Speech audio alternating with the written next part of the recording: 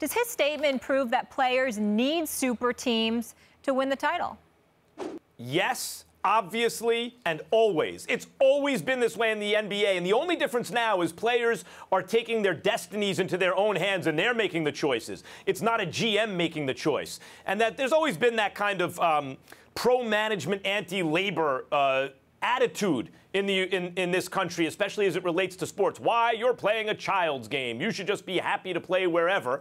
And if management, if Mr. So-and-so who wears a suit and tie brings you together in the draft and trades and free agency, that's fine. But God forbid the players should say, you know what, I want to play on a great team. Because only teams where you look at the roster, this has always been the case, and say that was unfair. Those are the only teams that win the championship, ever. You're trying to win me over with your love for the players right now, but that's not going to stop me. That doesn't make me miss the fact that you're wrong in this point altogether, because it doesn't prove that that's the only way that it can be done.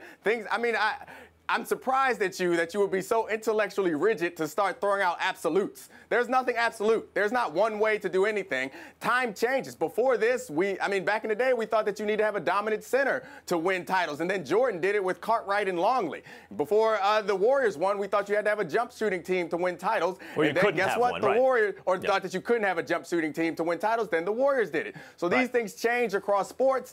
You can go to baseball, your favorite sport, and say, we thought that the Yankees would never be knocked off because they had so much money. Then all of a sudden, people find different ways to knock the Yankees off. They're not winning any titles. They haven't in quite some time. So, they these not things teach you at Harvard Business School that first place is good? What they do teach me is that there's no such thing as absolutes. So you're saying that there's one way to do anything. In the Warriors, now we consider them a super team, but prior to Steve Kerr coming there, no one thought Steph, Clay, and Draymond. Draymond's a second-round pick. No one thought that they were superstars and they were going to be a super team. They found a way to play that accentuated their talent. Now they bring on Durant. Debating technique. That's a super team. That's something different. But if someone else finds a strategy that maximizes their talent, they can come up. The Warriors were, like a 5 seed? Then all of a sudden they're the best team we ever saw. Domonique, you're proving my point. Because they changed the way that they play. You're proving my point. Yes, there is an exception to the rule. There always is, but it proves the rule. The Detroit Pistons, for example, in '04, and I picked them to sweep the Lakers, and it was a gentleman's sweep as it turned out. I was so impressed with their defense. I think to this day that's the greatest defensive team in the history of American team sports. Oh, my they God. routinely. What a backpack. Oh, you're so smart. You picked them to win to beat the Lakers. Good job, Max. Hashtag humble brag, or is that just a regular brag? I'm not sure. But the point is, they consistently held teams under 70 points. They're the greatest defensive team, arguably, in the history of American team sports. I'd make that argument, at least in my lifetime. They won one. A team like that's perfectly constructed, perfectly coached, a guy like Chauncey Billups in the backcourt, and Rasheed and Ben Wallace, everything just comes together just right. One chip. So maybe you can do it. Dallas Mavericks around Dirk Nowitzki. The Lakers had fallen off. It all comes together. One. But basically look at all the winners throughout NBA history. Domonique, in the 80s. If I were to tell you in the early 80s, hey, here's your roster. Jamal Wilkes, Norm Nixon, and Bob McAdoo. You would say that's a playoff team. But the stars of that team were Magic Johnson and Kareem Abdul-Jabbar. And in the middle of that season, Jerry West is looking and he's going, we need some more. And they bring in McAdoo, an MVP several years before that, a 5-time All-Star to play off the bench. Like, those are the teams that win the chip. You know who else wins the chip? The 76ers. Won because they brought together a Warriors-like super team. They kept losing. They couldn't get to the finals. They lose to the Celtics. They finally get Moses Malone with Dr. J. Marie's cheeks in them, and they win. Faux. It turned out to be faux 5-4, as Moses Malone said. But that's what it takes to win a championship. Unfair rosters. Since we're dissecting debate strategy, what you just did is called a straw man. Because you brought up all these teams to take down my argument that I did not bring up. I did not bring up those teams. I brought up the Warriors as a recent example. Warriors have a super team. They have a super team because they changed the way that they play to fit the talent that they have. Nobody wanted that super team when they were a 5th seed in the West. Nevertheless. Nobody thought that they found a style of play that made them a super team. Yes. And I'm saying that you can develop other styles of play that can compete with the current super teams. So Domonique, the Warriors are an example.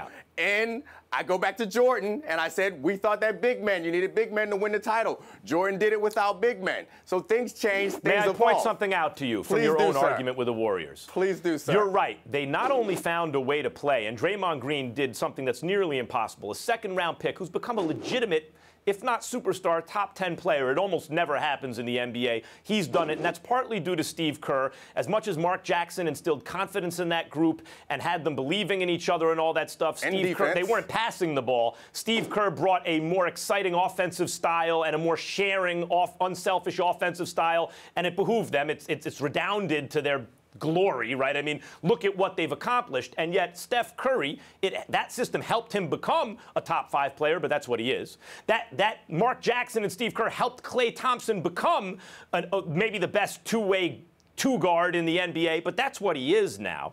And Draymond Green developed into, with this unique style or this new style, a top 10 player, but that's what he is. And even then, this team needed to bring in Kevin Durant, Kevin freaking Durant, to try to beat the Cavs, because even that wasn't enough to beat a Cavs team that had the best player in the game and 2 other All-Stars. You need a super team to win. It proves the point. You think, well, this question, I think that we have a disagreement on the crux of this question, because this question is about Durant moving to the Warriors, creating a super team. My argument is that you don't have to create a super team in free agency in the way that the Celtics did, or in the way that LeBron did down in Miami, or he's come to the Cavs, or in the way that the Warriors had this season. My argument is that you can build a team without moving players through free agency and trade. You can build a team around the talent that you have that can compete for the title. If they become superstars in that process, then you can dub them a super team. But the crux of this question is about Durant moving in free agency, and frankly, it's about Doc Rivers being mad that he didn't come to Los Angeles. Because give me one example.